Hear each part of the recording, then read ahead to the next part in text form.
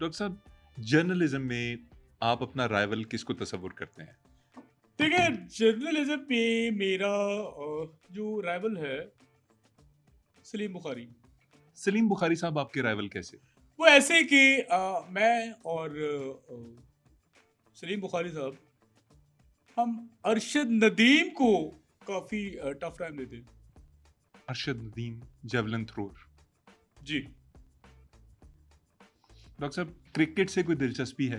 नहीं, क्रिकेट मैं ज़्यादा पसंद नहीं करता और लेकिन मैं जो आपकी आवाम है, जो देखने वाले हैं, मैं ज़रा उनका दिमाग खोलता हूँ। मैं ऐसी खबर देने लगा हूँ उसके हवाले से कि आपकी आवाम के 14 तबक जो है वो रोशन हो जाएंगे। खबर ये है कि जिसे आप स्टार समझते हैं, वो so called star Babar Azam, उसका असल नाम बाबर आजम नहीं है। बाबर आजम का नाम बाबर आजम नहीं है। मैंने खुद पासपोर्ट उसका देखा है, उस पे आजम बाबर लिखा हुआ है। क्या रिसर्च है आपकी? पासपोर्ट के ऊपर हमेशा सरनेम पहले लिखा जाता है। आजम बाबर ही लिखा जाएगा। आपका नाम, जैसे आपका नाम वाहिद मशहूर है, पासपोर्ट के ऊपर आपका नाम मशहूर वाहिद लिखा जाएगा। आपने अपना पासपोर्ट कभी नहीं देखा? देखिए, आप मुझे इस तरह से डांट नहीं सकते। ये जर्नलिज्म के खिलाफ है, इसीलिए मैं ये कह रहा था, शुरू में भी कहा मैंने कि फजूल किस्म के लोग मेरे सामने हाथ यूं करके सवाल कर रहे हैं और करना नहीं चाहिए। इस पे एहतियात बरतिए। लेकिन मैं इसराइल का बहुत बुरा हाल देख रहा हूँ। इंशाल्लाह मेरी दुआ है और ऐसा होगा। आप इसराइल इसराइल बार-बार करें। आपको फ़ौज किस मुल्क की पसंद है? देखिए, सबसे पहले तो फ़ौज मुझे मेरे अपने वतन पाकिस्तान की या पाक army of course, of course. वो मुझे पसंद है। दूसरी मुझे इसराइल की फ़ौज पसंद है। अभी आप इसराइल को गालियाँ दे रहे थे, अभी आप कह रहे हैं इसराइल की फ़ौज पसंद है। आपको पता ही नहीं कि इसराइल में जब इसराइल की फ़ौज सीना चौड़ा करके घूमती है, तो वो नज़ारा देखने वाला होता है। और मेरा बस नहीं चलता कि मैं इसराइल की फ़ौज को अगवा करके अपने फार्म हाउस पे ले आऊँ।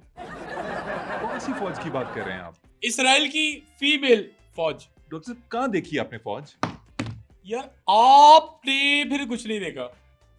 ऐसा ऐसा टाइट पीस ये इधर यूट्यूब रील्स शॉर्ट्स से भरा पड़ा है। वहां पे ही आपको मिल जाएगा देखने को और आप देख के दंग रह जाएंगे कि यार हाँ, वो ये है। बाकी मेरी तरफ से इसराइल की फौज बर्बाद हो, मेरी तो बद्दुआ है और इनके नसीब में है।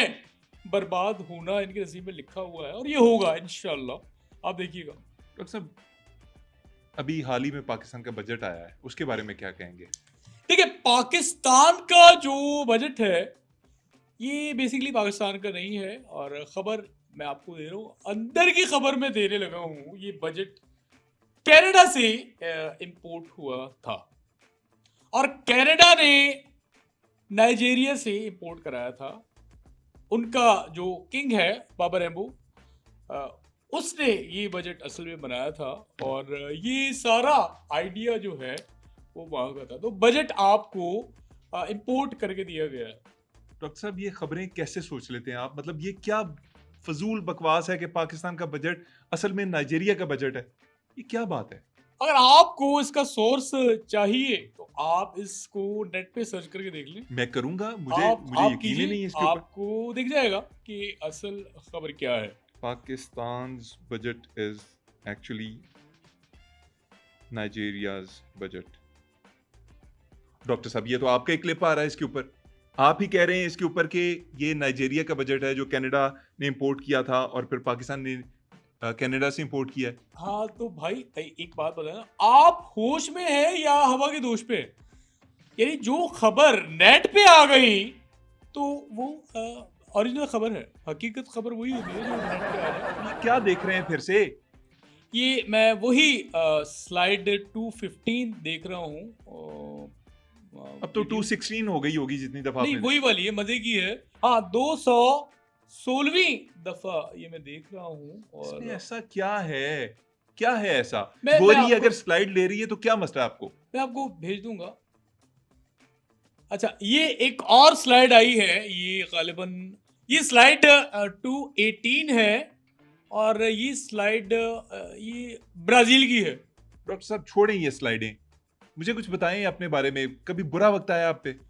हाँ, बुरा वक्त हर एक पे आता है और मैं भी एक स्ट्रगल से गुजरा हूँ और मैं बीमार हो गया था, बहुत खतरनाक किस्म का। मुझे हेपेटाइटिस सी हो गया था और मैं बिल्कुल शकील सिद्दीकी जैसा लगने लगा था और उस चीज़ का मैंने फ़ायदा उठाया और 1 साल, पूरा 1 साल मैंने शकील सिद्दीकी के नाम पे कॉमेडी शोज़ किए और खूब पैसा छापा। तो बुरा वक़्त आता है, हर एक की ज़िंदगी में आता है। मेरा ख्याल में अगर आपकी शक्ल शकील सिद्दीकी साहब से मिलना शुरू हो गई थी तो बुरा वक्त आप पे नहीं उन पे आया। आपको पता है रूस इस वक़्त क्या कर रहा है? क्या कर रहा है? रूस अपनी जगह पे ही कायम और दायम है। प्यूटन क्रेमलिन में एक पार्क है, वहाँ पे वॉक कर रहे हैं। डॉक्टर साहब बहुत बड़ी फिल्म है आप। फिल्म से मुझे याद आया, आपको याद हो कि एक मूवी आई थी शाहरुख की, जवान।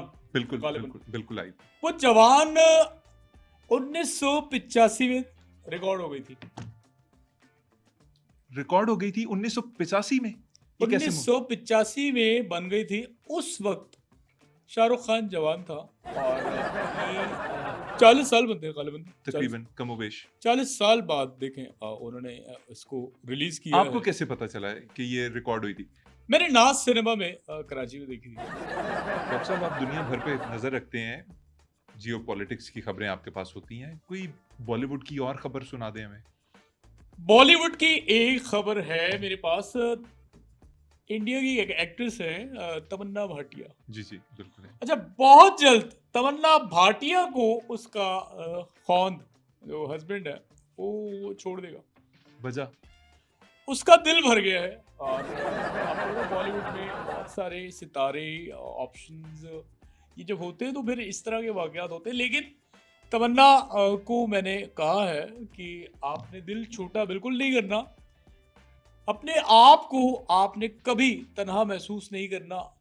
Whenever you feel, चाहे रात का 3 बज रहा हो, आप मुझे व्हाट्सएप पे भेज सकती हैं, राब्ता करें मुझसे और आई एम विद यू। जो भी हेल्प चाहिए, गाइडेंस चाहिए, मैं आपको दूंगा। तो ये हो रहा है बॉलीवुड में। बॉलीवुड में आप घुसे हुए हैं, इंडिया के लोग कैसे लगते हैं आपको?